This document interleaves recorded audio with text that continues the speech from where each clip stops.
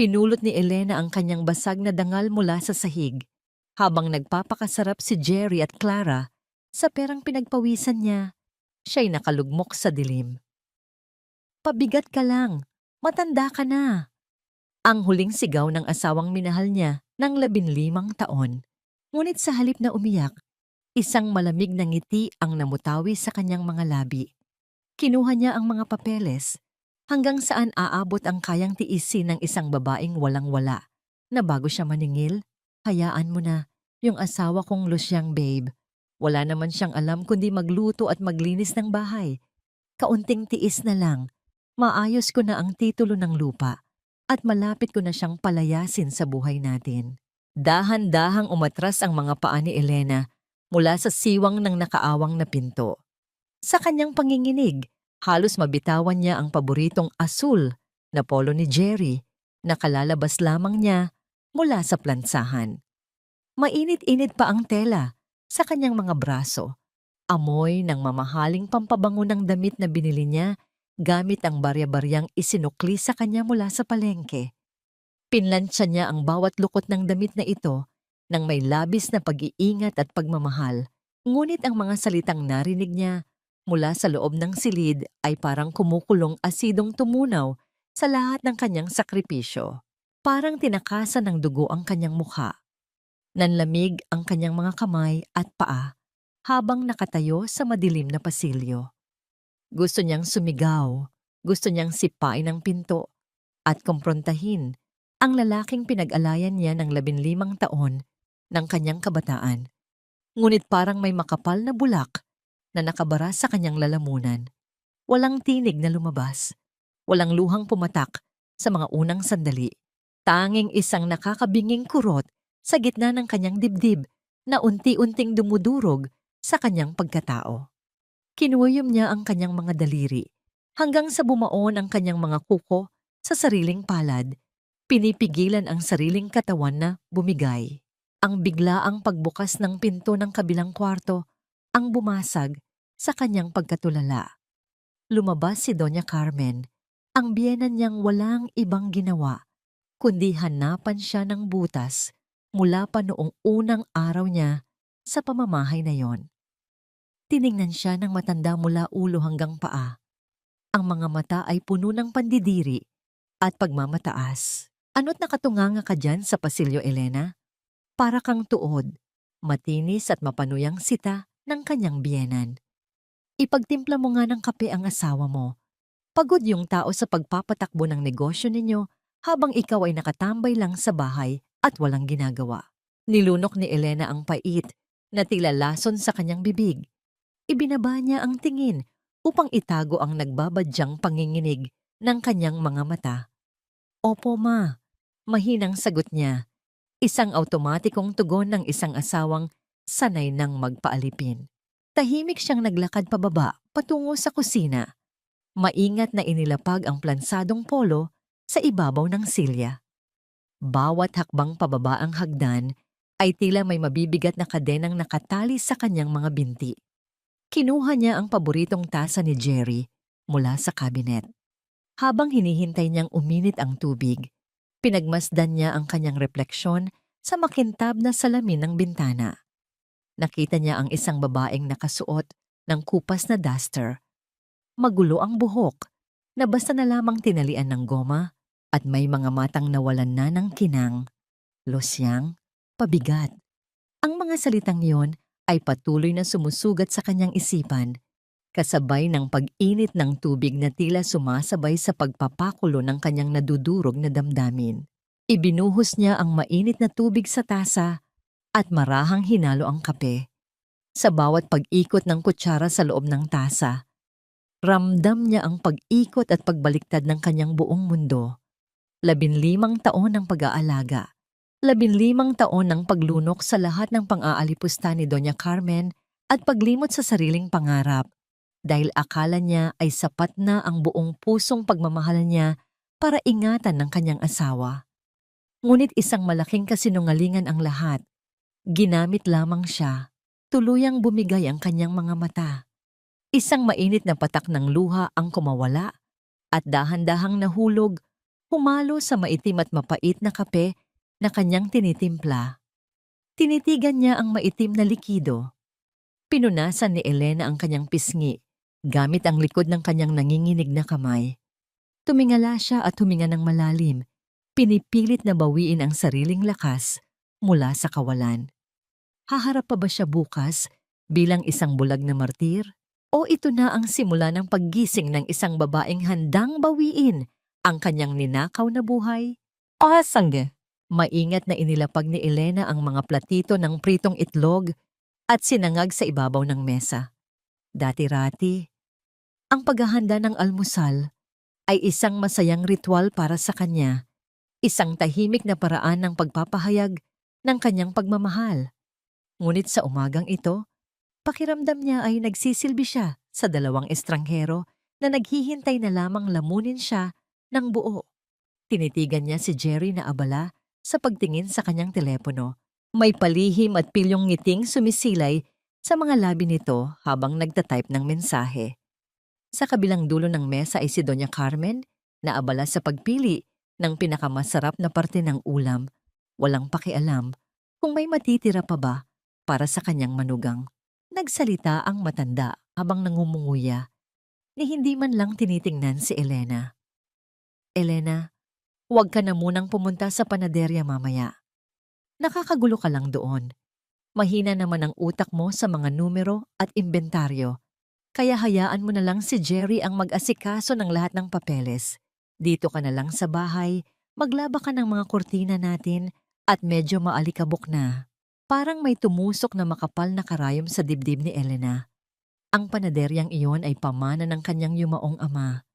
Siya ang nagturo kay Jerry ng lahat ng pasikot-sikot sa negosyo nang magsimula silang mag-asawa. Noong mga panahong wala pang alam ang lalaking ito, kundi umasa sa pamilya niya. Ngayon, pilit siyang inaalis sa sarili niyang teritoryo. Pinapaniwala na siya ay isang mangmang na walang alam, kundi gawaing bahay. Nilunok ni Elena ang matinding sakit at nanatiling nakayuko. Opo, ma. Mahinang tugon niya. Habang pinipigilan ang pagngit-ngit ng kanyang mga ngipin, inangat ni Jerry ang kanyang paningin mula sa cellphone at kumuha ng isang nakatuping papel na pera mula sa kanyang pitaka. Inabot niya ito kay Elena nang may pekeng ngiti. Umaaktong parang isang napakabuting asawa na nagbibigay ng limos. Oh, kunin mo yan para sa pagiging masipag mo sa bahay. Bumili ka ng paborito mong merienda mamaya, you deserve it, hon. Tinitigan ni Elena ang 500 piso na iniabot sa kanya. 500 piso para sa buong linggong pagpapagod, pagpupuyat at pag-aalaga. Habang ang lalaking ito ay walang awang pinaplano ang pagpapalayas sa kanya at palihim na naglalaan ng kayamanan para sa ibang babae. Kinuha niya ang pera, ang kanyang mga daliri ay malamig na parang yelo at pinilit na magpasalamat nang hindi tumitingin sa mga mata nito. Nakakasuka ang pagpapanggap, ngunit alam niyang kailangan niya itong tiisin kung nais niyang malaman ang buong katotohanan. Nang matapos ang almusal at nagtungo si Jerry sa banyo upang maligo para sa trabaho, naiwan ang itim nitong briefcase sa ibabaw ng kama. Mabilis ngunit walang ingay na pumasok si Elena sa kwarto.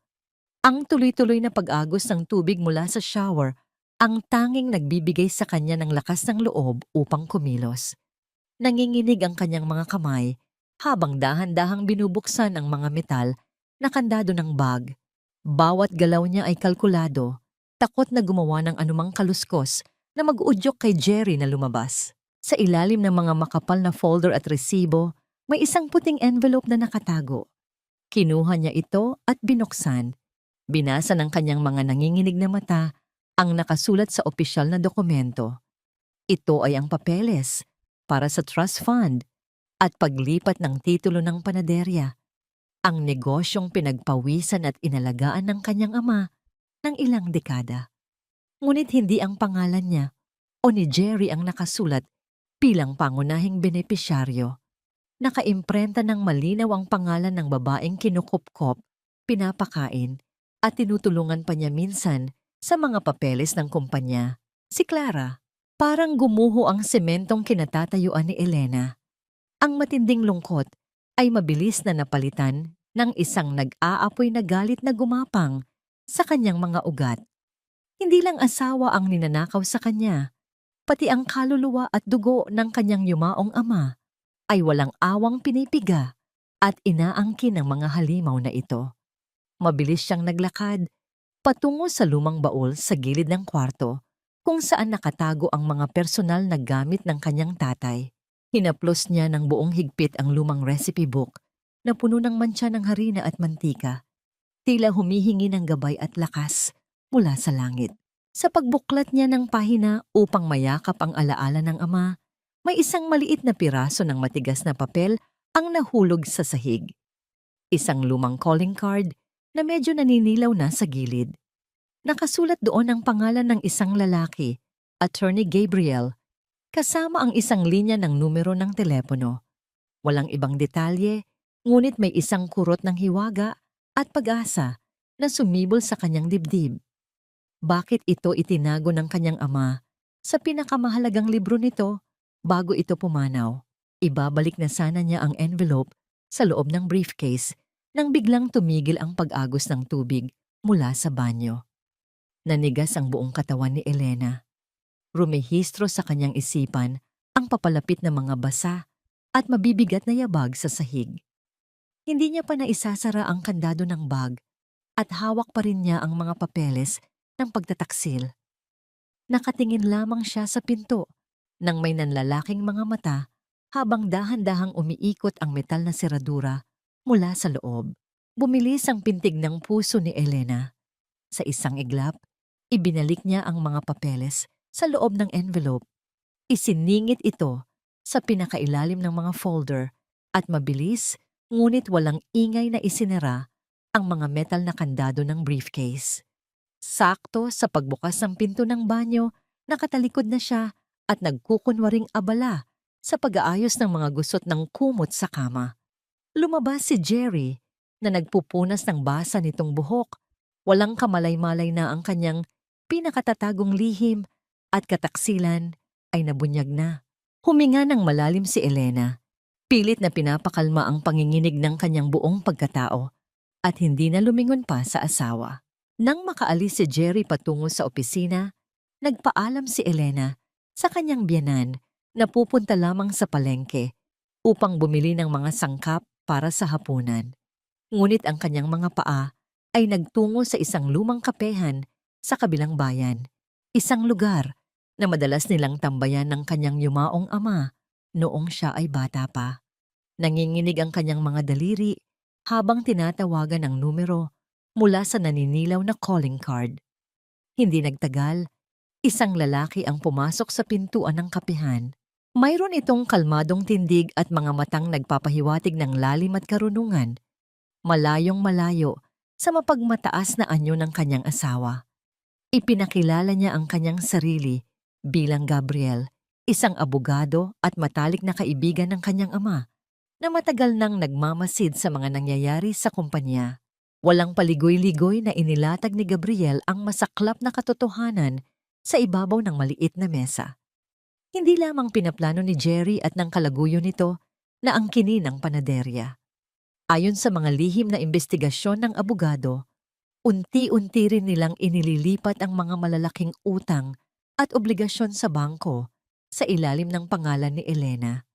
Kapag sumabog ang lahat, si Elena ang makukulong at maiiwan sa kalsada na walang kahit isang kusing, habang ang mag-ina at si Clara ay magpapakasarap sa yaman na pinagpawisan ng kanyang ama. Hindi na kinaya ni Elena ang bigat ng mga nalaman. Tinakpan niya ang kanyang bibig gamit ang magkabilang kamay, pinipigilan ang isang malakas na paghikbi na gustong kumawala mula sa kanyang lalamunan. Ang kanyang mga balikat ay yumanig sa matinding pighati.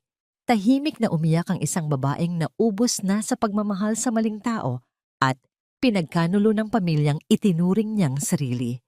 Walang ginawang pisikal na pag-alo si Gabriel. Naiintindihan nito ang paggalang na kailangan ng isang babaeng may asawa, kahit pa ang asawang ito ay isang halimaw. Sa halip na hawakan siya, Dahan-dahan nitong inilapag ang isang malinis at puting panyo sa ibabaw ng mesa at itinulak palapit sa kanya. Tiningnan siya ng lalaki nang may matinding paggalang at awa at sinabi sa isang banayad, ngunit matatag na tinig na ang mga luha niya ngayon ay magiging sandata niya bukas. Sumang-ayon silang dalawa sa isang mapanganib na plano. Kailangan nila ng 6 na buwan upang lihim na makakuha ng sapat na ebidensya, i-freeze ang mga bank accounts at ibalik ang lahat sa pangalan ni Elena. Ngunit ang kapalit nito ay isang matinding sakripisyo. Kailangang bumalik ni Elena sa bahay na yon at ipagpatuloy ang pagpapanggap bilang isang mangmang, walang silbi, at utusang asawa upang hindi maghinala ang mga kalaban. Pinunasan ni Elena ang kanyang mga luha gamit ang panyo ni Gabriel. Ang panlalamig ng kanyang katawan ay napalitan ng isang nag-aapoy na determinasyon. Umuwi siya nang may bagong tapang sa kanyang dibdib. Hindi na siya ang yuyuko, siya na ngayon ang palihim na magmamasid. Ngunit pagpasok niya pa lamang sa pintuan ng kanilang bahay, isang pamilyar at matinis na tawa ang umaling-awngaw sa kabuuan ng sala. Napatigil siya sa paghakbang. Nakaupo sa paboritong sofa ng pamilya si Clara, ang kalaguyo ng kanyang asawa na prenteng nakikipagkwentuhan at humahalakhak kasama si Doña Carmen. Tumingin si Clara sa kanya. Binigyan siya ng isang matamis ngunit nakakalasong ngiti. At walang kahiyahiyang binati siya bilang isang panauhin sa sarili niyang pamamahay. Kapag tumakbo ang isang malamig na kilabot sa likod ni Elena nang marinig ang matinis na bati ni Clara. Humakbang ang batang babae palapit sa kanya, mabango sa mamahaling pabango na alam ni Elena na hindi kayang bilhin ng maliit na sweldo nito bilang sekretarya. Walang babala nitong niyakap si Elena nang napakahigpit, isang yakap na puno ng kaplastikan na nagpataas ng balahibo ni Elena.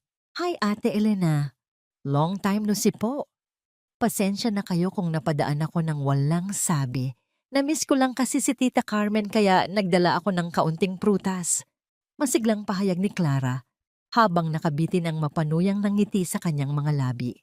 Bago pa man makasagot si Elena, sumabat na si Doña Carmen mula sa sofa. Nakataas ang isang kilay at tila ipinagmamalaki ang presensya ng dalaga. Mabuti pa si Clara. Naaalala akong dalawin at dalhan ng kung ano-ano. Hindi katulad ng iba riyan na buong araw nangang nasa bahay, wala pang kaalam-alam sa mundo. Elena, huwag ka ngang nakatayo riyan na parang tuod sa harap ng bisita. Ipagluto mo kami ng kare-kare para sa hapunan. Iyon ang paborito ni Clara. Siguraduhin mong masarap ang timpla mo dahil sensitibo ang panlasa ng batang iyan. Nilunok ni Elena ang natitirang piraso ng kanyang natitirang dangal.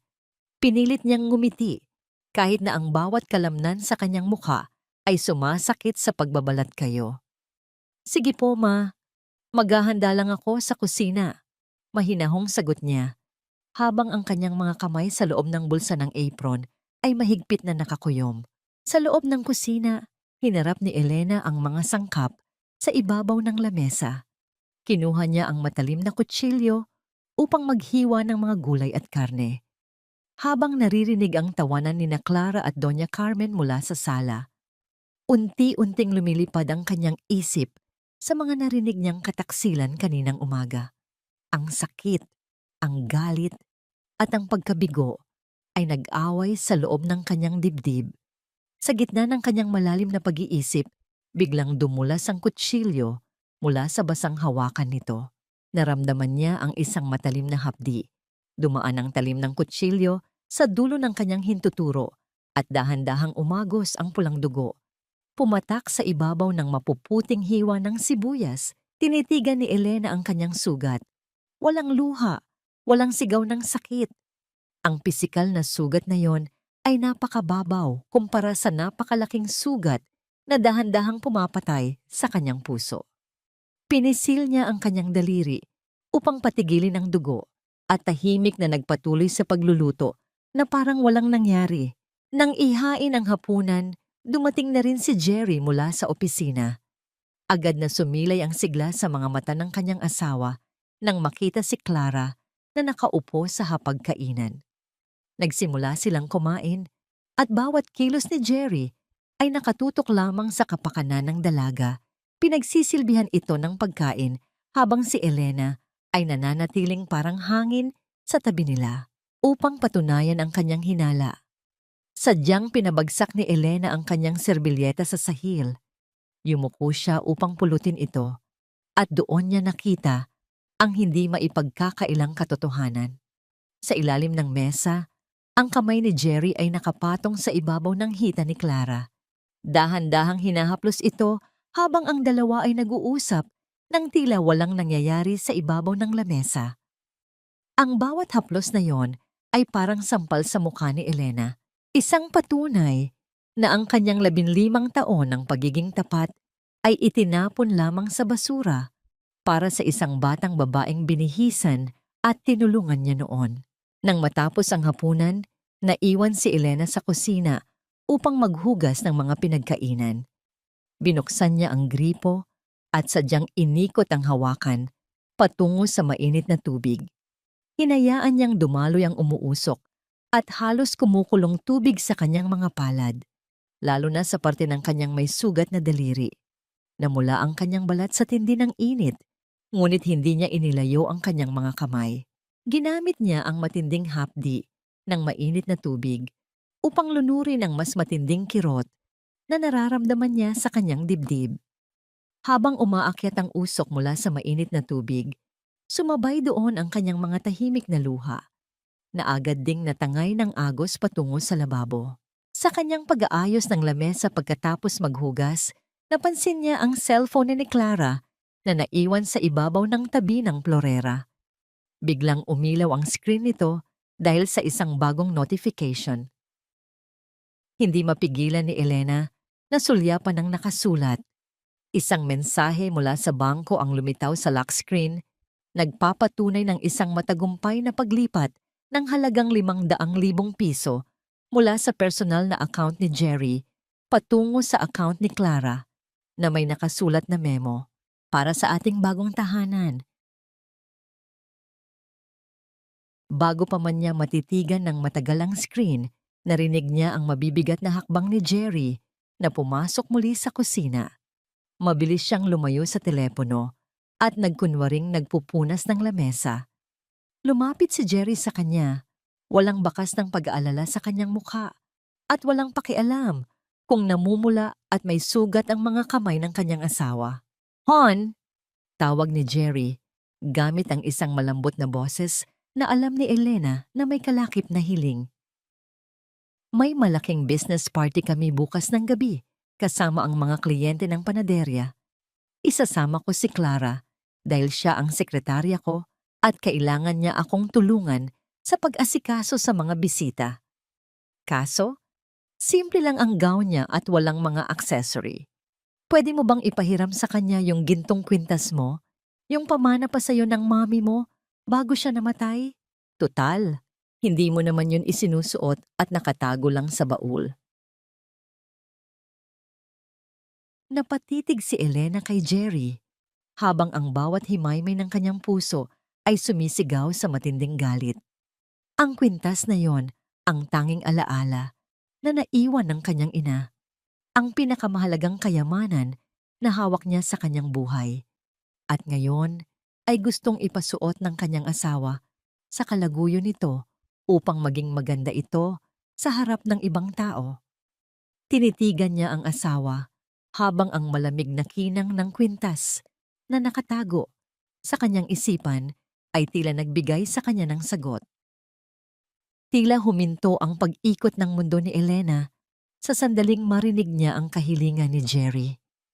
Ang gintong kwintas na may pendant na sampagwita, ang tanging alaala na iniwan ng kanyang ina na naging huling paalala ng purong pagmamahal, ay nais ipahiram sa babaeng unti-unting kumakain sa kanyang buhay at kinabukasan.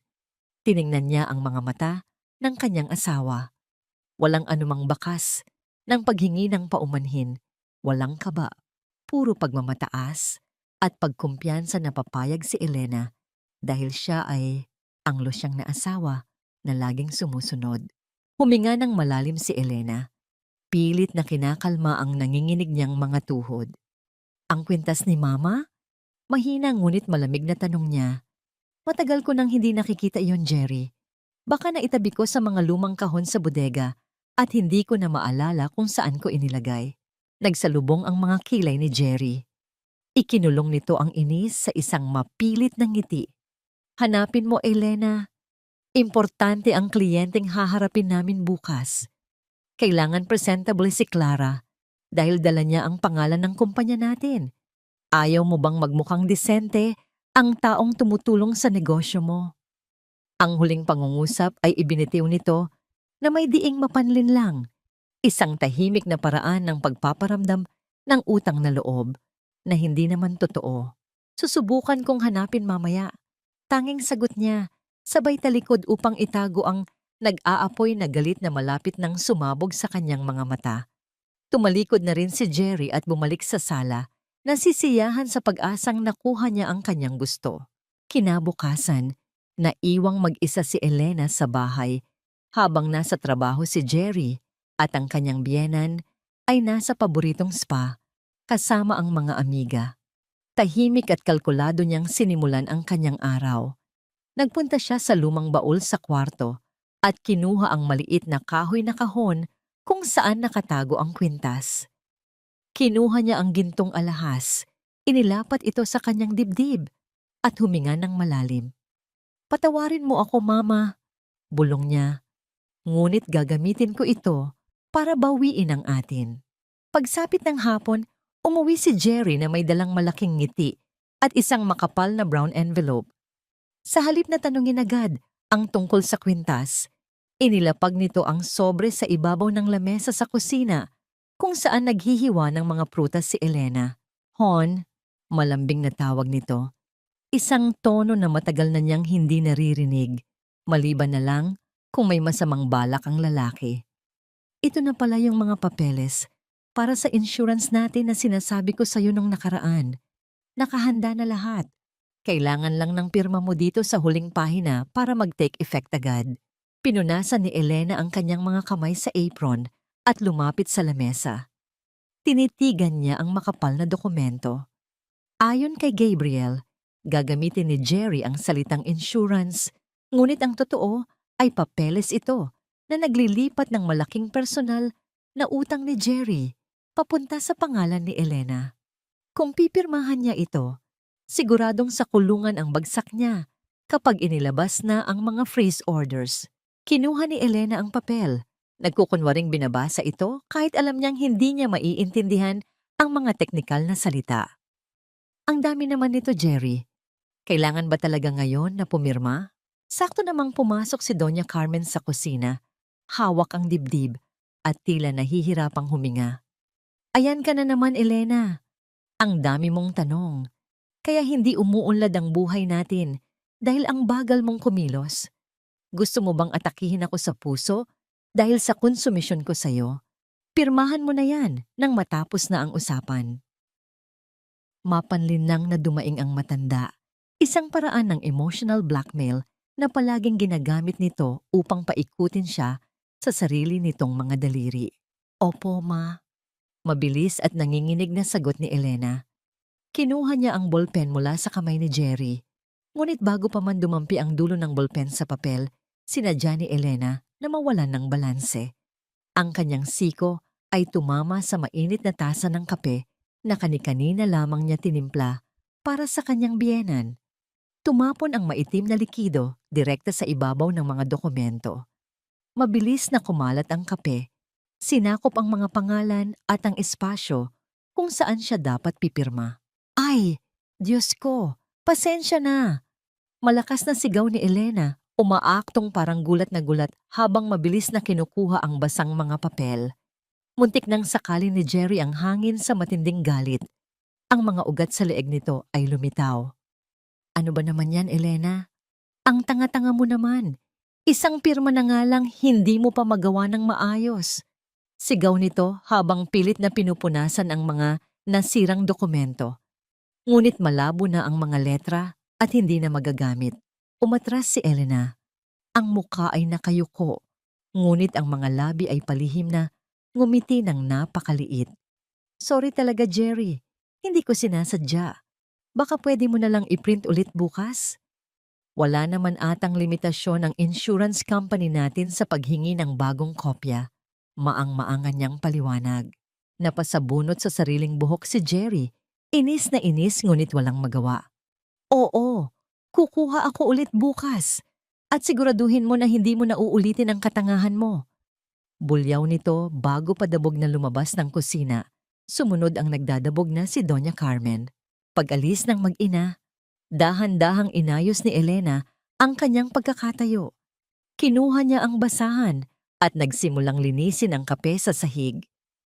Ito ang kanyang unang tahimik na tagumpay. Isang maliit na hakbang, pabalik mula sa 15 taong pagiging biktima. Ngunit habang nagpupuna siya, napansin niya ang pahina 3 ng nabasang dokumento. May isang maliit na paragraph doon na hindi pamilyar sa kanya. Isang pangalan ng kumpanya na hindi pagmamay-ari ng panaderya nila, na unti-unting nabubura ng mainit na kape. Maya-maya pa, naramdaman niyang nag-vibrate ang lumang cellphone sa bulsa ng kanyang apron. Binuksan niya ang screen. Isang text message mula kay Gabriel. Elena, may nakuha akong bagong impormasyon. Kailangan nating magkita bukas ng umaga. Delikado ang sitwasyon. Kasam, hindi mo ba talaga kayang gawin ang kahit isang simpleng bagay ng tama, Elena? Puro ka na lang sakit ng ulo at abala sa buhay ko. Ang mga salitang ito mula kay Jerry ang bumungad kay Elena sa madaling araw, habang siya ay abala sa pag-aayos ng kurbata ng asawa.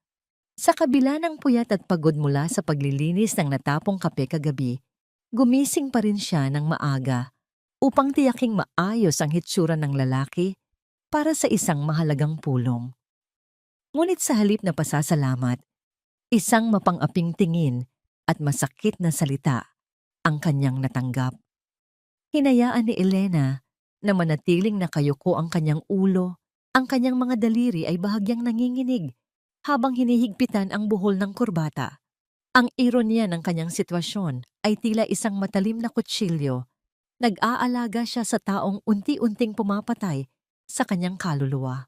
Nang makaalis si Jerry, mabilis na naghanda si Elena upang makipagkita kay Gabriel. Sa loob ng isang maliit at tago na silid, sa likod ng isang lumang library, naghihintay ang abogado na may seryosong mukha. Inilatag ni Gabriel ang mga bagong dokumentong nakuha nito mula sa isang insider sa bangko. Hindi lamang ang panaderya ang nakataya. May isang dummy corporation na ipinangalan kay Elena kung saan idinadaan ni Jerry ang lahat ng mga illegal na transaksyon at tax evasion ng kumpanya. Elena, hindi lang nila gustong kunin ang pera mo. Seryosong pahayag ni Gabriel. Ang kanyang boses ay puno ng pag-aalala. Plano nilang gawin kang fall guy. Kapag nalaman ng gobyerno ang mga iligal na gawain ni Jerry, ikaw ang haharap sa kaso habang sila ni Clara ay malayang tatakas, dala ang lahat ng yaman mo. Kailangan nating kumilos ng mas mabilis kaysa sa inaasahan natin. Naramdaman ni Elena ang panlalamig ng kanyang buong katawan. Ang kanyang puso ay tila isang ibon na pilit kumakawala sa loob ng isang masikip na hawla. Hindi na ito simpleng pagtataksil sa pag-ibig. Ito ay isang masilan at talamak na krimen laban sa kanyang pagkatao. Sa gitna ng kanyang takot, naramdaman niya ang panandaliang pagdampi ng kamay ni Gabriel sa ibabaw ng kanyang nanginginig na mga palad. Isang magaan at magalang na hawak, tila nagbibigay ng init sa kanyang nanlalamig na mundo. Ngunit agad din itong binawi ng abogado, sapat na upang malaman ni Elena na hindi siya nag-iisa sa laban na ito. Pag-uwi niya sa bahay, sinalubong siya ng isang nakakagimbal na eksena. Ang kanyang silid-tulugan ay tila dinaanan ng isang malakas na bagyo. Bukas ang lahat ng kanyang mga cabinet, nakakalat ang kanyang mga damit sa sahig, at ang kanyang lumang baul ay nakabukas na rin. Sa gitna ng kaguluhan, nakatayo si Clara habang hawak-hawak ang maliit na kahoy na kahon kung saan nakatago ang gintong kwintas ng kanyang ina. Kasama nito si Doña Carmen na tila tuwang-tuwa sa nakikitang pag-atake sa pribadong espasyo ni Elena. Sabi ko na nga ba, Tita Carmen, itinatago lang niya ito rito, sabi ni Clara nang may halong tagumpay sa kanyang tinig. Tumingin ito kay Elena na may mapanuyang ngam ng ngiti. Ate Elena, pasensya na ha. Pinahanap kasi ni Jerry sa amin yung kwintas dahil ayaw mo may raw ibigay. Gagamitin ko na ito para sa party bukas, bagay na bagay, kasi sa gown ko. Nanigas si Elena sa kanyang kinatatayuan. Ang bawat himaymay ng kanyang puso ay sumisigaw sa matinding paglapastangan sa kanyang dangal at sa alaala ng kanyang ina. Tiningnan niya ang gintong sampagita na pendant na nakalawit sa kamay ni Clara. Ang kanyang mga mata ay nanlabo dahil sa nagbabadyang mga luha, ngunit mabilis niya itong pinigilan. Ang kanyang paghinga ay naging mabigat at ang bawat tibok ng kanyang puso ay tila isang babala ng paparating na unos. Dahan-dahang lumapit si Elena at kinuha ang kanyang mga nakakalat na damit sa sahig nang walang sinasabi. Hindi siya sumigaw, hindi siya nakipag-agawan. Ang katahimikan niya ay tila isang makapal na pader na naghihiwalay sa kanya mula sa mga halimaw na nasa harap niya. Ngunit sa loob-loob niya, alam niyang ito na ang huling pagkakataon na hahayaan niyang tapakan ang kanyang pagkatao. Nang gabi ring iyon, habang mahimbing na natutulog si Jerry, lumabas si Elena sa balkonahe at tinitigan ang madilim na langit. Hawak niya ang panyo na ibinigay ni Gabriel, ang tanging bagay na nagpapaalala sa kanya na mayroon pang kabutihan sa mundo. May isang tanong na patuloy na umaalingaw-ngaw sa kanyang isipan, isang tanong na may kasamang pait at determinasyon. Hanggang kailan kailangang mamatay ang isang bahagi ng kanyang sarili bago siya tuluyang maging malaya? Ang ganda talaga ng kwintas na to. No, Jerry? Parang ginawa talaga para sa leeg ko. Perfect na perfect sa skin tone ko. Ang tinig ni Clara ay parang isang matalim na kuko na kumakalos sa pandinig ni Elena habang inihahain niya ang ulam sa hapagkainan.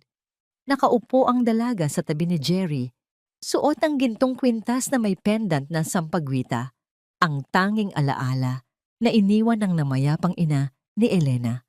Ang bawat kislap ng ginto sa leeg ng kalaguyo ay tila isang malupit na biro, isang pampublikong deklarasyon ng kanyang pagkatalo at pagkawala ng karapatan sa sarili niyang buhay.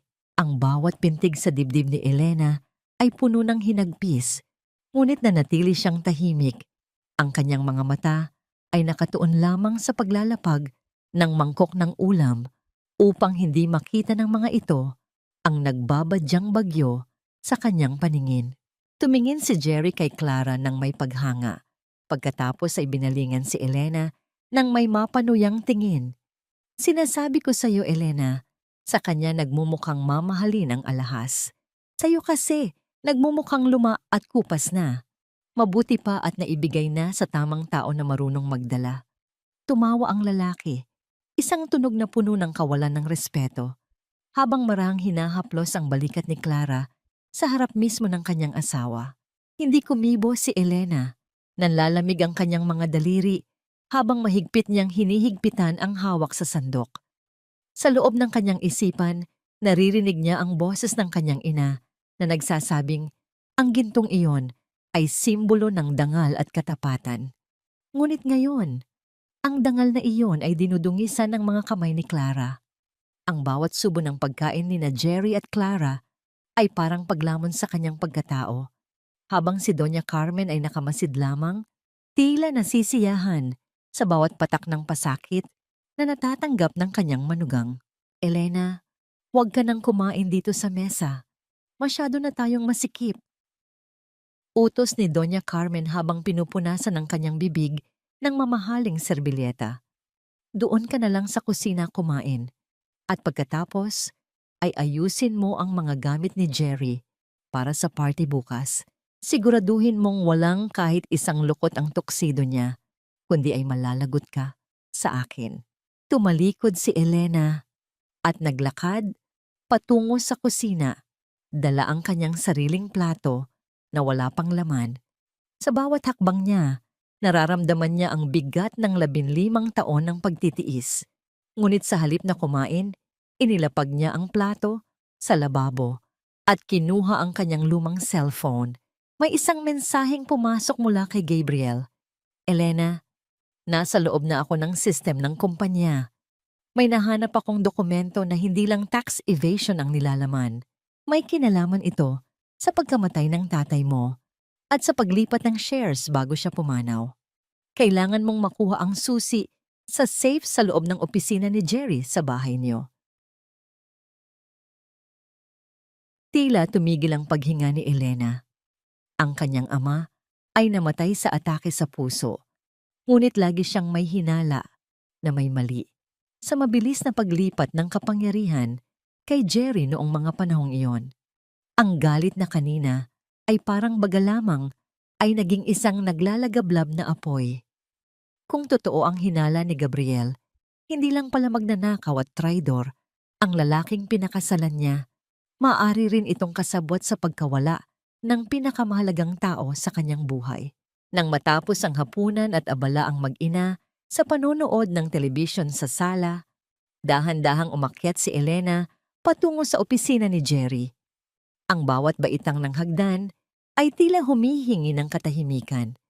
Gamit ang isang maliit na hairpin at ang mga teknik na itinuro sa kanya ni Gabriel sa pamamagitan ng video call kanina, sinubukan niyang buksan ang latsi ng lamesa ni Jerry. Ang pawis ay namumuo sa kanyang noo at ang bawat kaluskos sa labas ng pinto ay nagpapatalon sa kanyang puso. Sa wakas, narinig niya ang isang banayad na pag-click. Bumukas ang lasi. Sa loob, nakita niya ang isang maliit na itim na notebook at isang flash drive. Kinuha niya ang mga ito at mabilis na isinilid sa loob ng kanyang apron. Ngunit bago pa man siya makalabas, narinig niya ang pagpihit ng doorknob ng opisina. Bumukas ang pinto at iniluwan nito si Jerry. Ang kanyang mga mata ay nanlilisik sa galit nang makita ang asawa sa loob ng kanyang pribadong espasyo. Anong ginagawa mo rito, Elena? Sinong nagbigay sa iyo ng karapatang pumasok sa opisina ko? Sigaw nito habang mabilis na lumalapit sa kanya. Ang kanyang kamay ay nakataas na tila handang manakit. Napako si Elena sa kanyang kinatatayuan. Ang kanyang kamay ay mahigpit na nakahawak sa flash drive sa loob ng kanyang bulsa. Ang takot ay unti-unting napapalitan ng isang malamig at matalim na katapangan. Tumingin siya ng diretso sa mga mata ni Jerry, isang bagay na hindi niya nagawa sa loob ng maraming taon. Anong ginagawa mo rito, Elena? Sinong nagbigay sa iyo ng karapatang pumasok sa opisina ko? Ang boses ni Jerry ay parang kulog na yumanig sa apat na sulok ng maliit na silid. Mabilis ang kanyang mga hakbang at sa isang iglap ay naroon na siya sa harap ni Elena. Hawak ng mahigpit ang braso ng asawa. Ramdam ni Elena ang sakit ng pagkadiin ng mga daliri ni Jerry sa kanyang balat. Ngunit mas matindi ang kaba sa kanyang dibdib dahil sa flash drive na nakatago sa loob ng bulsa ng kanyang apron. Isang maling galaw lamang ay mawawala ang lahat ng kanyang pinaghirapan. Hinahanap ko lang yung panyo mo, Jerry. Pilit na pinalambot ni Elena ang kanyang tinig, ginagamit ang kanyang nakasanayang papel bilang isang masunuring asawa. Sabi ni Mama, baka naiwan mo rito sa mesa. Lalabhan ko na sana kasama ng iba mo pang gamit para malinis na lahat bago ang party bukas. Tinitigan siya ni Jerry ng matagal. Ang mga mata nito ay puno ng hinala at pandidiri. Tila sinusuri nito ang bawat hibla ng mukha ni Elena kung nagsasabi ba ito ng totoo. Pagkatapos ng ilang sandali na parang walang katapusan, marahas nitong binitiwan ang braso ni Elena, dahilan upang bahagya siyang mapaatras at tumama ang kanyang likod sa gilid ng lamesa. Wala rito ang panyo ko. At hinding-hindi ka papasok sa silid na ito nang wala ang pahintulot ko. Naintindihan mo ba? Sigaw ni Jerry. Ang dumi-dumi ng mga kamay mo. Baka kung ano pang mahawakan mong importante rito. Lumayas ka na sa harap ko at tapusin mo na ang mga gawaing bahay. Huwag mong hintayin na mawalan ako ng pasensya sa'yo. Mabilis na tumungo si Elena at lumabas ng silid. Hindi man lang tinitingnan ng asawa. Pagdating niya sa kusina, doon lamang siya nakahinga ng maluwag. Nanginginig ang kanyang buong katawan habang inilalabas niya ang maliit na flash drive mula sa kanyang bulsa. Tinitigan niya ito na ng matagal. Ito na ang susi. Ito na ang maglalabas ng katotohanan tungkol sa kung paano dahan-dahang pinatay ni Jerry ang dangal at kabuhayan ng kanyang pamilya. Nang gabing iyon, habang ang buong bahay ay balot na ng katahimikan, palihim na binuksan ni Elena ang kanyang lumang laptop sa ilalim ng kumot. Gamit ang mga code na ibinigay ni Gabriel, nabuksan niya ang mga file sa loob ng flash drive.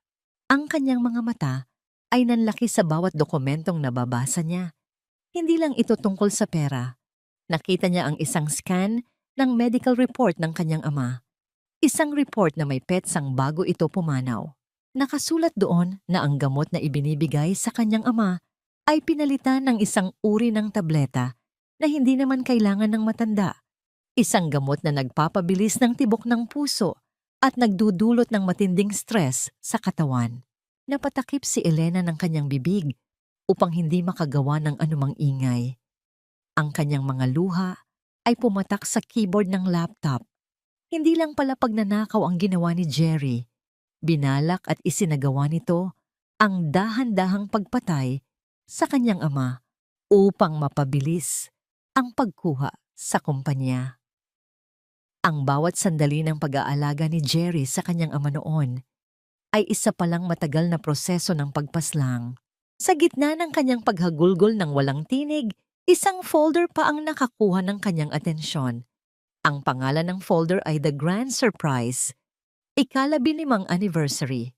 Binuksan niya ito at bumungad sa kanya ang isang kontrata sa isang mamahaling restaurant at isang jewelry shop. Isang bagong singsing ang binili ni Jerry, isang singsing na diamante na mas malaki pa sa singsing na ibinigay nito sa kanya noon. At ang petsa ng pagbibigay, bukas ng gabi. Ngunit ang pinakamasakit ay ang kalakip na note sa dokumento. To my future Mrs. Jerry Clara, the wait is finally over. Kumaten ka sa video. Plano ni Jerry na gamitin ang kanilang ika-15 anniversary party hindi para ipagdiwang ang kanilang pagsasama, kundi para formal na hilingin ang kamay ni Clara sa harap ng lahat. Matapos niyang ihain ang mga pekeng papeles ng annulment na balak nitong ipapirma kay Elena sa gabing iyon. Naramdaman ni Elena ang isang malamig na kapangyarihan na gumagapang sa kanyang mga ugat. Ang bawat patak ng kanyang luha ay tila naging yelo. Isinara niya ang laptop at tinitigan ang dilim ng kanilang silid. Ang taong natutulog sa tabi niya ay hindi isang asawa, kundi isang halimaw na walang kaluluwa. Handa na ako, Papa, bulong niya sa hangin, habang ang kanyang mga mata ay nagniningning sa gitna ng kadiliman. Bukas, hindi lang ang anibersaryo natin ang matatapos. Bukas, matatapos na rin ang kaharian ninyo. Ngunit sa gitna ng kanyang pagpaplano, biglang umilaw ang kanyang cellphone sa tabi ng unan. Isang unknown number ang nag-text. Ang mensahe ay maikli, ngunit nakakapanghilakbot. Alam ko ang ginagawa mo, Elena. Huwag kang magkakamaling pumunta sa party bukas kung gusto mo pang makitang buhay ang nag-iisang kamag-anak mo sa probinsya. Ang mensahe sa screen ng kanyang cellphone ay tila isang malamig na kamay na sumakal sa leeg ni Elena. Pinigil niya ang sariling paghinga. Ang nag-iisang kamag-anak niya sa probinsya ay ang kanyang tiyahin, si Tita Rosa, na nag-alaga sa kanya noong siya ay bata pa bago siya kunin ng kanyang ama pa Maynila. Tinitigan niya ang numerong walang pangalan. Ang kanyang puso ay nag-uunahan sa pagtibok. Alam nila, May nakakaalam sa mga palihim niyang kilos. Mabilis niyang idinial ang numero ni Gabriel. Nakatatlong ring pa lamang ay sinagot na ito ng abogado. Ang tinig nito ay may halong pag-aalala at antok. Ibinulong ni Elena ang buong nilalaman ng mensahe. Sa kabilang linya, narinig niya ang mabigat na buntong hininga ng lalaki at ang mabilis na tunog ng pagkaluskos ng mga papeles. Elena, kumalma ka. Matatag na pahayag ni Gabriel. Ang kanyang boses ay isang anchor sa gitna ng nagngangalit na emosyon ni Elena. Ipapadala ko agad ang mga tauhan ko sa probinsya para siguraduhin ang kaligtasan ng tiyahin mo. Isa itong pananakot. Gusto nilang pilitin kang umatras. Huwag kang magpapakita ng anumang senyales na nabasa mo ang mensahe o naapektuhan ka nito. Bukas na ang araw na hinihintay natin. Hindi tayo maaaring umurong ngayon. Pinahid ni Elena ang natitirang luha sa kanyang mga mata. Gabriel, kung may mangyaring masama kay Tita Rosa, wala. Mabilis at siguradong putol ng abogado. Ako ang bahala, Elena. Pangako iyan. Ipagpatuloy mo ang plano para bukas. Magpanggap ka na walang alam. Ang party bukas ang magiging dulo ng lahat ng ito. Kinabukasan, ang buong bahay ay abala sa paghahanda para sa engrandeng pagdiriwang. Si Doña Carmen ay hindi magkamayaw sa pagbibigay ng utos sa mga katulong na pansamantalang kinuha para sa araw na yon, habang si Jerry ay nasa labas, abala sa pagtiyak na ang lahat ng VIP guests ay darating sa venue. Sa gitna ng kaguluhan, si Elena ay nanatili sa kusina, naghihiwa ng mga sangkap para sa tanghalian. Ang kanyang mukha ay parang isang blankong canvas, walang bakas ng pag-aalala o takot, ngunit ang kanyang isipan ay tumatakbo ng 1,000 milya bawat oras. Dakong hapon, habang nag-aayos ng kanyang mga gamit si Elena, sa loob ng kanilang kwarto, bumukas ang pinto at iniluwa nito si Jerry. May dala itong isang pamilyar na brown envelope. Ang parehong sobre na naglalaman ng mga pekeng papeles ng insurance na sinubukan nitong papirmahan sa kanya noong nakaraan. Inilapag ito ng lalaki sa ibabaw ng kama. Ang kanyang mukha ay pilit na nilagyan ng isang matamis na ngiti na hindi umaabot sa kanyang mga mata. Elena Hon, panimula nito, ang tono ay mapanlinlang at malambing. Naprint ko na ulit ang mga papeles para sa insurance natin. Kailangan na nating maipasa ito mamaya bago tayo pumunta sa party. Pirmahan mo na rito at rito. Tinuro ng lalaki ang mga blankong linya sa ibabang bahagi ng dokumento. Tiningnan ni Elena ang papeles. Pagkatapos ay kay Jerry. Alam niyang ito ang mga dokumento na maglilipat ng lahat ng kasalanan sa kanya. Ito rin ang gagamitin ni Jerry bilang dahilan para i-annul ang kanilang kasal kapag naayos na ang lahat. Kinuha niya ang ballpen. Hinihintay ni Jerry na pumirma siya. Hinihintay ng lalaki na tuluyan siyang mahulog sa bitag. Ngunit may iba siyang plano. Gamit ang pamamaraang itinuro ni Gabriel, pumirma si Elena. Ngunit sadyang iniba niya ang hagod ng kanyang pirma. Isang maliit na pagbabago sa kurba ng kanyang mga letra na magpapatunay sa husgado na ang pirma ay hindi orihinal o ginawa sa ilalim ng pamimilit. Ibinigay niya ang papel pabalik kay Jerry na hindi man lang napansin ang ginawa niya. Salamat, Hon, sabi ni Jerry. Mabilis na isinilid ang dokumento sa kanyang briefcase. Ang kanyang mukha ay nagpapahayag ng isang tagumpay na hindi niya alam na isa palang pagkatalo. Mag-ayos ka na. Aalis tayo ng 6:00 at huwag kang magsusuot ng mga kupas mong damit. Nakakahiya sa mga bisita. Nang umalis si Jerry, lumapit si Elena sa salamin. Tiningnan niya ang kanyang refleksyon. Hindi na siya ang babaeng palaging nakayuko. Dahan-dahan niyang binuksan ang kanyang lumang maleta at inilabas ang isang itim na bestida. Isang simpleng damit na matagal na niyang hindi nasusuot, ngunit angkop sa isang tao na dadalo sa isang paglilibing. Dahil ngayong gabi, Ililibing niya ang lahat ng kasinungalingan ng kanyang asawa. Bago siya lumabas ng kwarto, tumunog muli ang kanyang cellphone. Mensahe mula kay Gabriel, "Ligtas na ang tiyahin mo, Elena. Nasa secure location na siya. At isa pa, na-freeze na ng korte ang lahat ng accounts ni Jerry. Handa na ang lahat para sa pagsabog." Ang katahimikan sa loob ng sasakyan patungo sa venue ng party ay nakabibingi. Nakaupo si Elena sa backseat habang si Jerry ay nasa driver's seat at si Doña Carmen ay nasa shotgun seat. Kapwa abala sa pag-uusap tungkol sa kung sino-sino ang mga kilalang tao na dadalo sa anibersaryo. Walang pumapansin kay Elena na mas piniling ituon ang paningin sa mga dumaraang ilaw ng mga gusali sa labas ng bintana.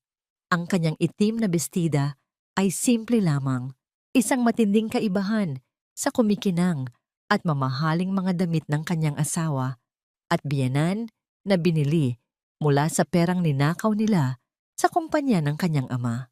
Sa bawat pag-ikot ng gulong, ramdam ni Elena ang unti-unting pagbigat ng kanyang paghinga. Ito na ang gabi. 15 taon ng pag-asa na magbabago ang lalaking pinakasalan niya. 15 taon ng pagtitiis sa mga panlalait at 6 na buwan ng maingat at palihim na pag-iipon ng ebidensya. Lahat ng yon ay magtatapos sa loob ng ilang oras. Ipinikit niya ang kanyang mga mata at inalala ang mukha ng kanyang ama, ang lalaking nagturo sa kanya kung paano maging mabuti at patas sa lahat. Sana ay mapatawad siya nito sa mga gagawin niya mamaya. Ngunit alam niyang ito ang tamang hakbang upang mabawi ang dangal ng kanilang pamilya. Nang makarating sila sa tapat ng Engrandeng Hotel, sinalubong agad sila ng mga vale at ng kumikinang na mga ilaw mula sa Grand Ballroom. Naunang bumaba si Jerry at umalalay sa kanyang ina na parang hari at reyna ng gabi. Walang nag-alok ng kamay kay Elena. Tahimik siyang lumabas ng sasakyan at sumunod sa likuran nila. Parang isang anino na hindi napapansin. Sa pagpasok nila sa bulwagan, umalingaw-ngaw ang pamilyar at matinis na tawa. Nakatayo sa gitna ng silid si Clara, napapalibutan ng ilang kasamahan nila sa negosyo. Suot ng dalaga ang isang mapang-akit at pulang gown, at sa leeg nito ay kumikinang ng husto ang gintong kwintas ng ina ni Elena. Mabilis na nilapitan ni Jerry si Clara. Walang alinlangan na hinawakan ang bewang nito sa harap ng maraming tao at bumulong ng isang bagay na nagpatawa rito ng malakas. Hindi na nagtaka si Elena kung bakit parang pamilyar si Clara sa mga bisita. Halatang matagal nang ipinapakilala ni Jerry ang babae bilang kanyang tunay na partner sa buhay at negosyo, habang si Elena ay pinananatili lamang sa bahay upang maging isang malaking biro sa kanilang likuran. Nakikita ni Elena kung paano magbulungan ang mga tao sa paligid nang mapadako ang tingin sa kanya. Ang iba ay may halong awa, ang iba ay pandidiri, at ang iba ay lihim na natatawa sa kanyang pagiging simpleng asawa sa isang gabi na dapat sana ay selebrasyon ng kanilang pagmamahalan. Lumapit si Doña Carmen kay Elena. Ang mga mata ay nanlilisik kahit nakangiti ang mga labi para sa mga bisita. "Huwag kang tumambay sa gitna ng daan, Elena. Doon ka sa table sa likod at huwag kang gagawa ng kahit anong iskandalo mamaya. Nakikita mo naman kung gaano kasaya ang anak ko at ang mga bisita. Huwag mong sirain ang gabi nila." Tumingin si Elena nang diretso sa mga mata ng kanyang biyenan.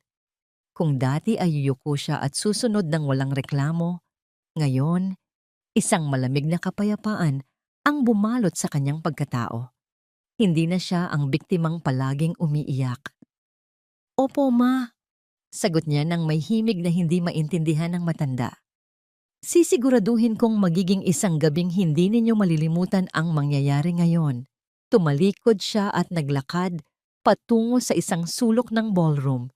Sa kanyang pag-upo, nakita niya ang isang pamilyar na figura na nakatayo malapit sa pintuan sa likuran. Nakasuot ng isang formal na suit, nakatingin sa kanya si Gabriel. Ang abogado ay nagbigay ng isang napakaliit na pagtango. Isang senyales na ang lahat ng mga pulis at opisyales ay nakaabang na sa labas. Maya-maya pa, tumunog ang isang matalim na kumpas mula sa entablado. Umakyat si Jerry sa stage, hawak ang isang baso ng champagne, habang sa tabi nito ay nakatayo si Clara na puno ng pagmamalaki. Ang buong bulwagan ay natahimik, hinihintay ang formal na pagsisimula ng selebrasyon ng anibersaryo. Ngunit alam ni Elena na ang mga salitang lalabas sa bibig ng kanyang asawa ay hindi pasasalamat para sa 15 taon ng kanilang pagsasama. Ito ay ang simula ng pagpapahiya na maghuhudyat sa pagbagsak ng kaharian nito. Daddy, tumayo si Jerry sa gitna ng entablado, ang mga ilaw ng spotlight ay nakatuon sa kanya habang hawak ang isang baso ng mamahaling red wine. Sa bawat salitang lumalabas sa kanyang bibig, ramdam ang labis na kayabangan at pagmamataas. Tumingin siya sa paligid, sa mga taong mayayaman at makapangyarihan na naroon, at pagkatapos ay lumingon kay Clara na nasa gilid lamang niya. Nakangiti ng buong tamis habang suot ang ninakaw na kwintas. Magandang gabi sa inyong lahat, panimula ni Jerry. Ang boses ay umalingaw-ngaw sa buong ballroom. Ngayong gabi ay ipinagdiriwang natin ang 15 taon ng pagkakatatag ng ating kumpanya at ang aking paglalakbay. Ngunit higit sa lahat, ito ang gabi ng pagbabago. Marami sa inyo ang nakakilala sa asawa ko bilang isang babaeng nasa kusina lang, tahimik at walang alam sa mundo ng negosyo. Lumingon si Jerry sa sulok kung saan nakaupo si Elena. Elena, tumayo ka rito sa harap. Huwag kang mahiya. Halika rito. Dahan-dahang tumayo si Elena. Ang bawat hakbang niya patungo sa entablado ay tila isang paglakad sa ibabaw ng nagbabagang uling. Ang kanyang itim na bestida ay nagmukhang lalong luma sa ilalim ng malakas na ilaw. Habang umaakyat siya sa hagdan, naririnig niya ang mga mahihinang tawa at bulungan mula sa mga bisita. Pagdating niya sa itaas, tumayo siya sa tabi ni Jerry. Pilit na pinananatili ang kanyang dangal sa gitna ng napakaraming mapanghusgang mga mata. Ngumiti si Jerry ng napakalapad, ngunit ang kanyang mga mata ay puno ng matinding puot at pandidiri. Alam ninyo, sa loob ng 15 taon, si Elena ang naging pabigat sa buhay ko. Siya ang simbolo ng pagiging makaluma at kawalan ng ambisyon. Kaya naman ngayong gabi, sa harap ninyong lahat, gusto kong ipakita kung ano ang nararapat sa isang babaeng hindi marunong sumabay sa agos ng tagumpay.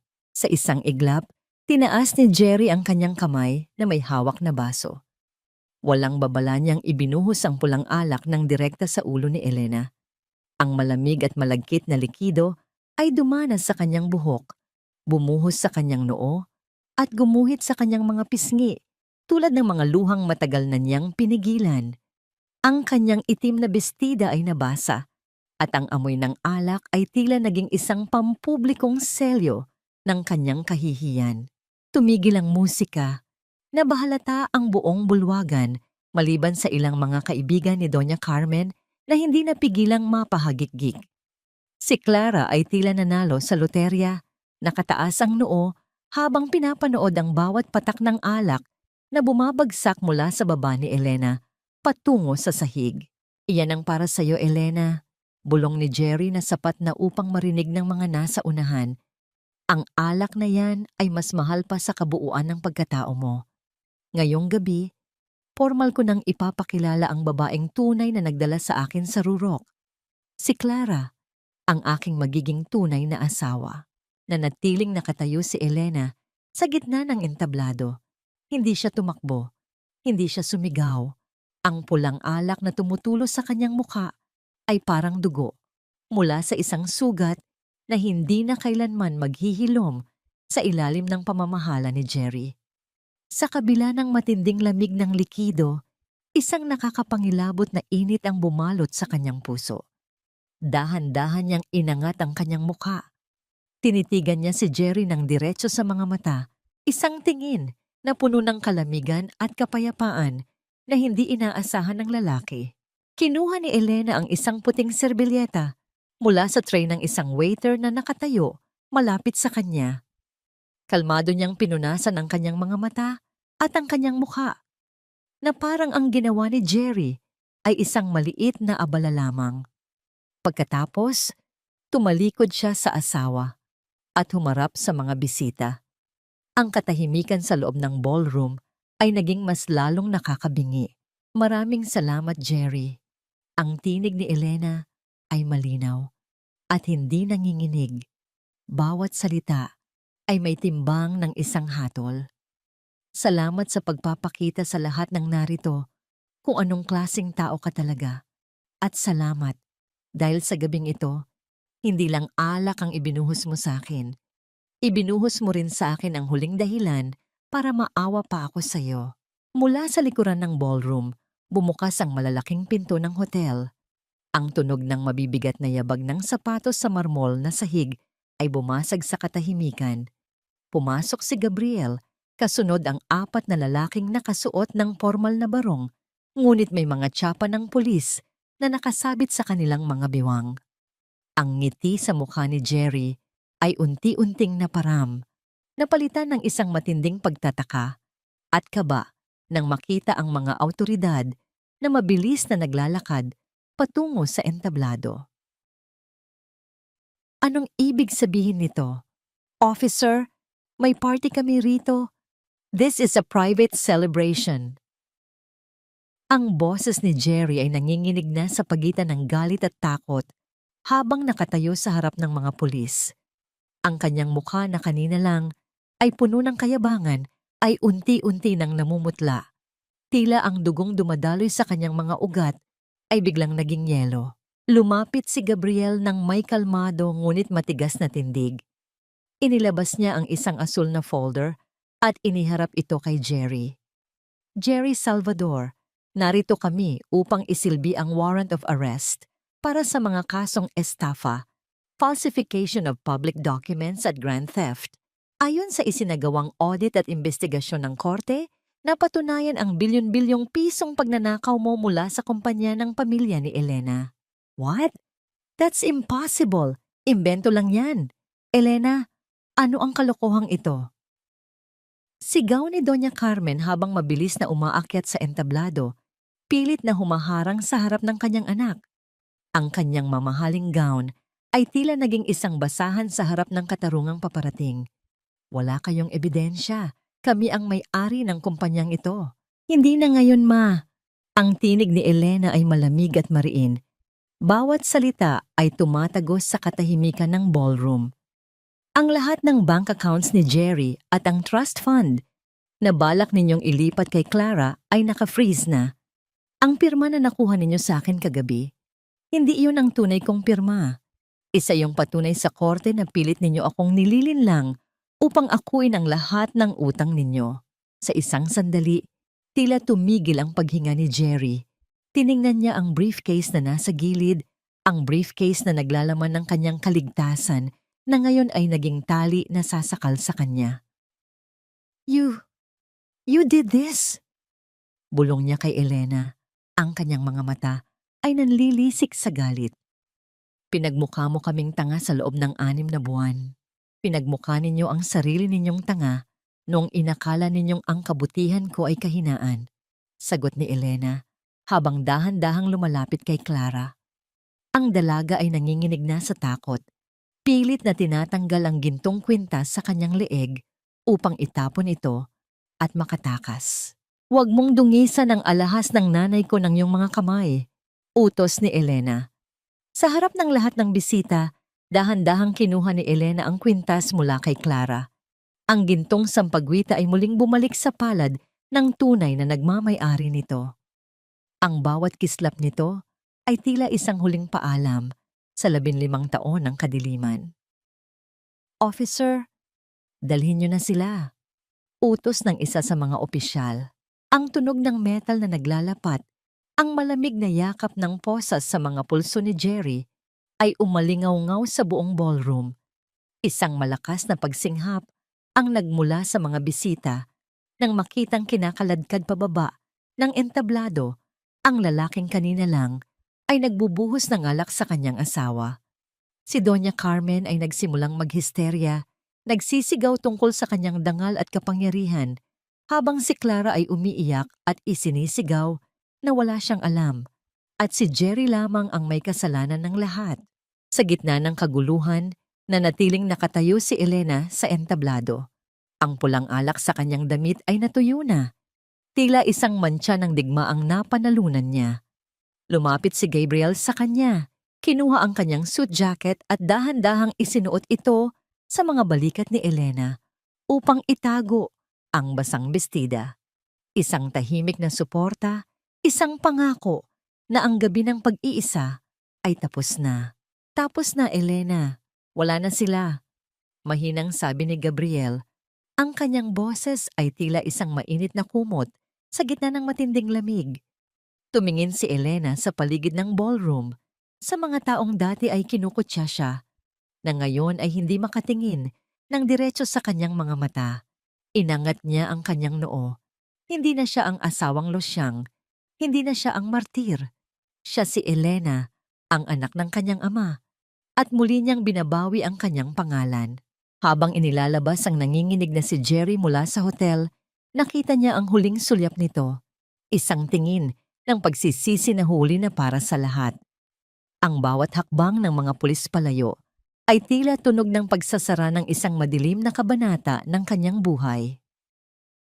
Ang ingay ng bulwagan ay napalitan ng isang nakakabilinging katahimikan nang pumasok si Elena sa kanilang bahay.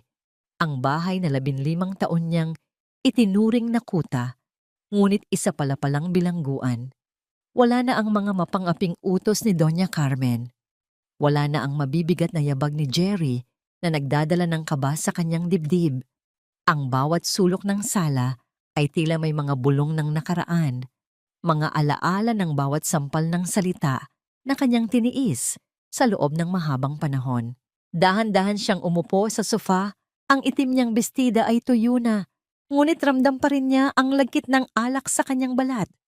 Isang paalala ng huling gabi ng kanyang pagiging biktima.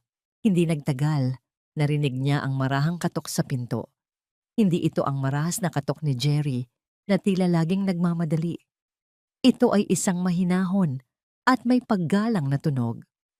Nang buksan niya ang pinto, tumambad sa kanya si Gabriel. Hawak ng abogado ang isang makapal na asul na envelope. Ang kanyang mukha ay seryoso, ngunit may bahid ng ginhawa. Pumasok ito nang hindi lumalagpas sa hangganan ng pagiging magalang, sapat na upang ipadama kay Elena na hindi siya nag-iisa sa gabing ito ng pag-aayos ng mga pira-pirasong bahagi ng kanyang buhay. Nailipat na ang lahat ng assets sa pangalan mo, Elena. Panimula ni Gabriel habang inilalapag ang mga papeles sa lamesa.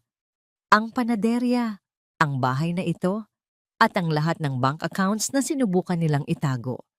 Bukas, formal na rin nating isasampa ang petition para sa annulment dahil sa lahat ng ebidensyang nakuha natin, kabilang ang mga dokumento tungkol sa tatay mo, mabilis na mapuputol ang kasal ninyo. Hindi ka na itatali ng batas sa isang lalaking walang dangal. Tinitigan ni Elena ang mga papeles. Ang bawat pirma niya doon ay tila pagpunit sa mga pahina ng isang madilim na kwento.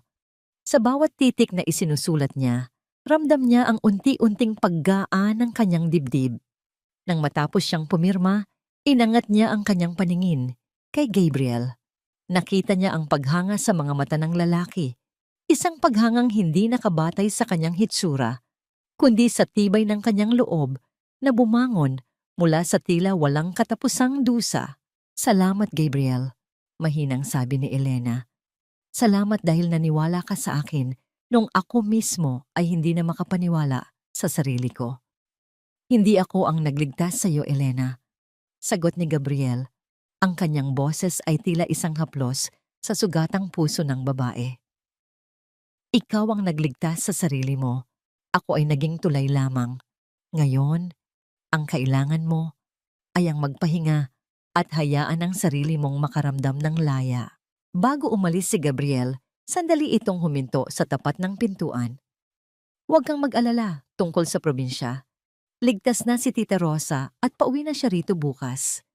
Wala nang makakasakit sa'yo, Elena. Pangako yan. Nang muling mapag-isa si Elena, nagtungo siya sa kanilang kwarto. Tinitigan niya ang kanilang wedding photo na nakasabit sa dingding. Ang ngiti ni Jerry doon ay tila isang maskara ng demonyo.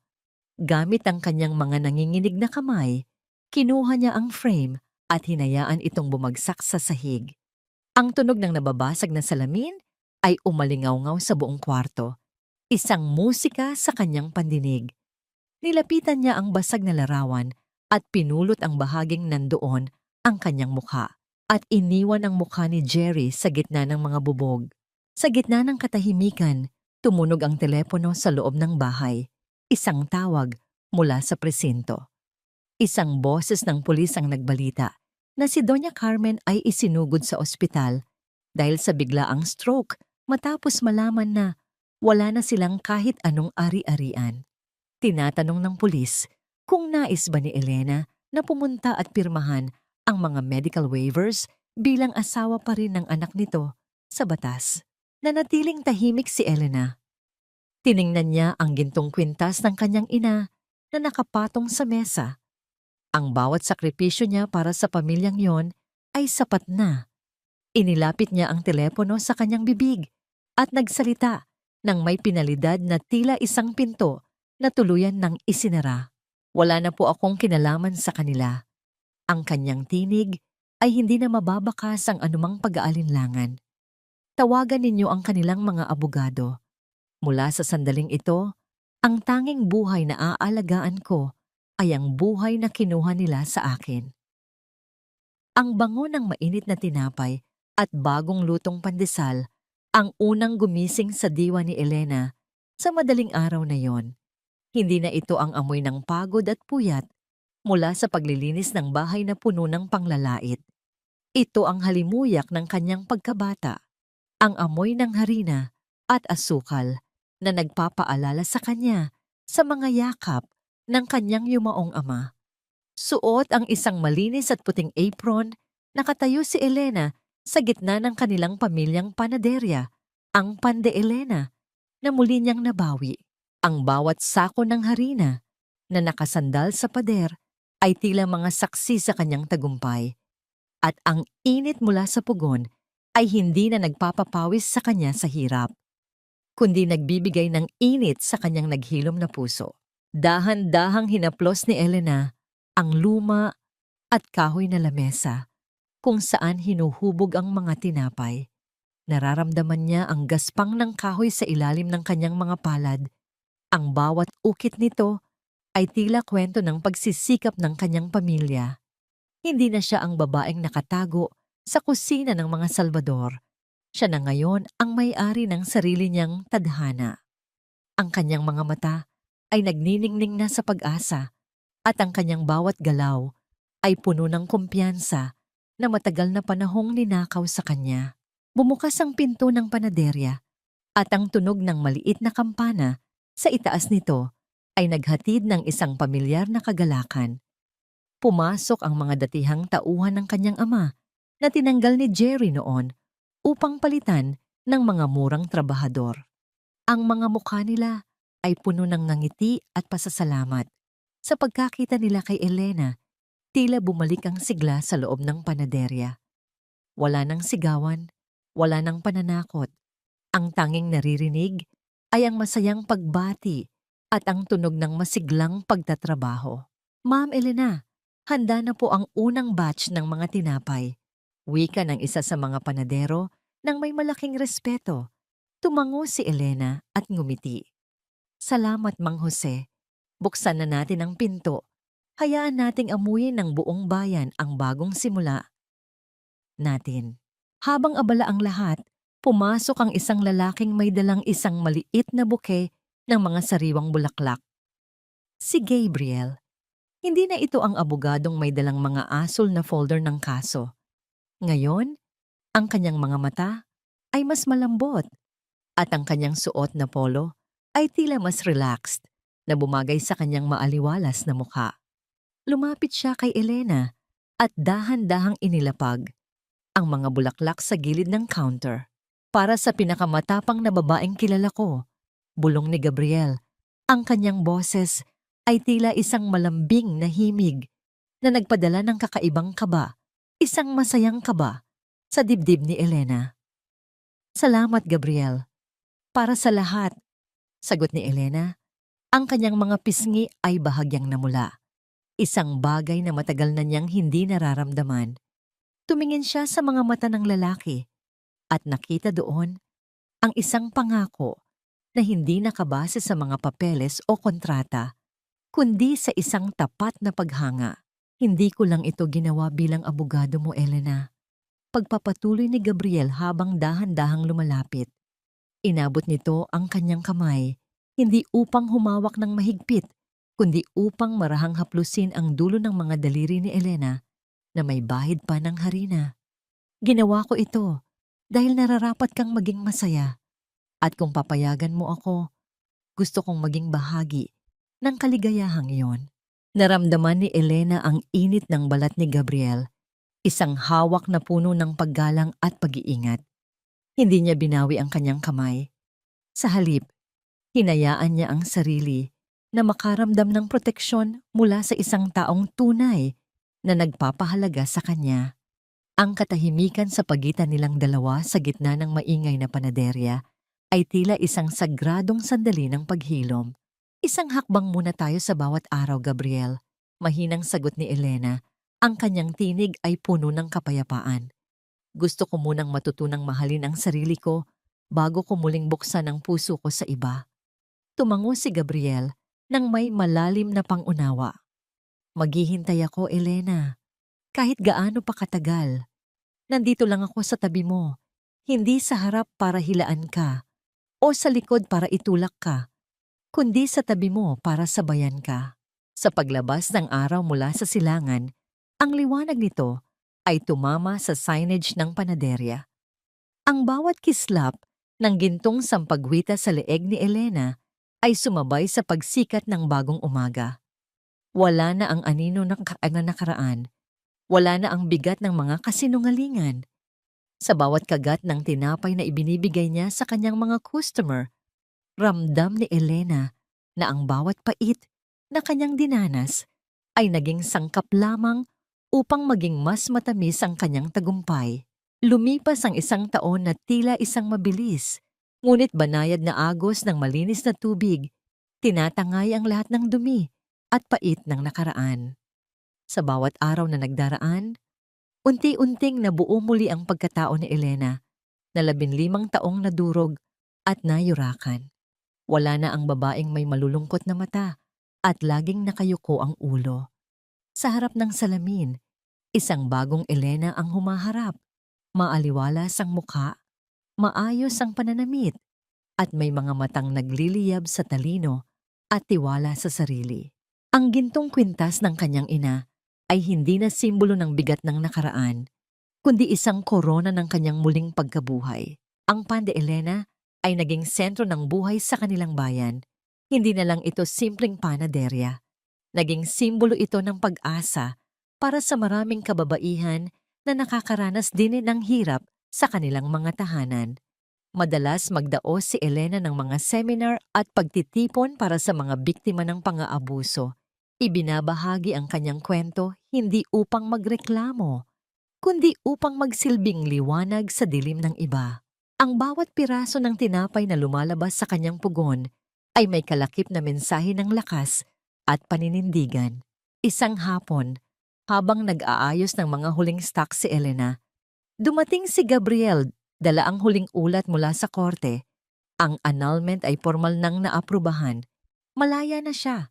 Ganap na malaya sa anumang papel na nagkakabit sa kanya sa lalaking nagnakaw ng kanyang kabataan.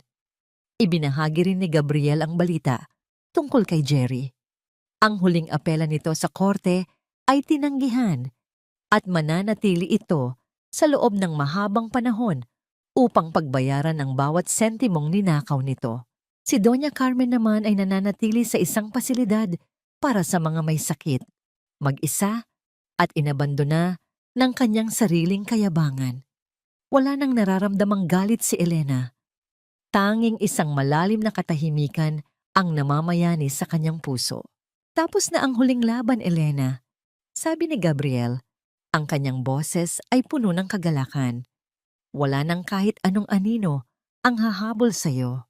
Lumabas silang dalawa sa panaderya at naglakad patungo sa dalampasigan habang ang araw ay dahan-dahang lumulubog sa abot tanaw.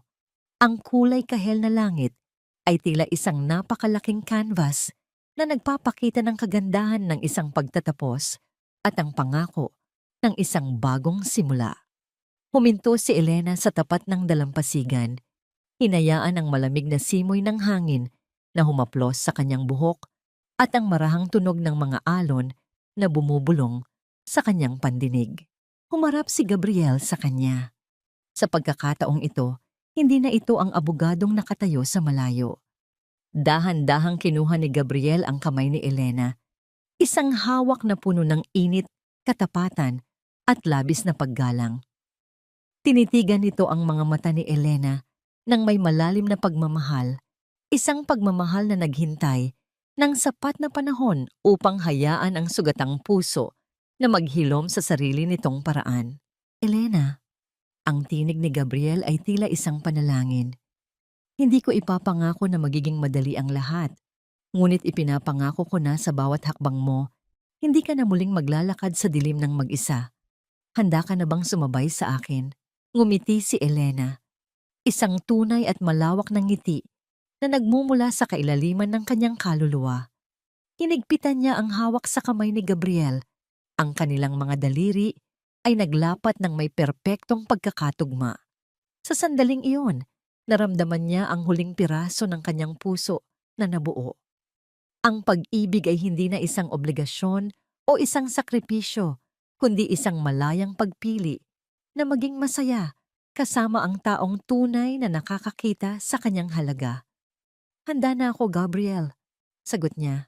Naglakad silang dalawa palayo sa dalampasigan, magkahawak kamay sa ilalim ng unang bituin na lumitaw sa langit. Ang himig ng kalayaan ay hindi na lamang isang pangarap. Ito na ang tunay na kanta ng kanyang buhay. Tapos na ang gabi ng pagtitiis. Ang umaga ni Elena ay hindi na matatapos dahil siya na ang naging sariling araw sa kanyang mundo.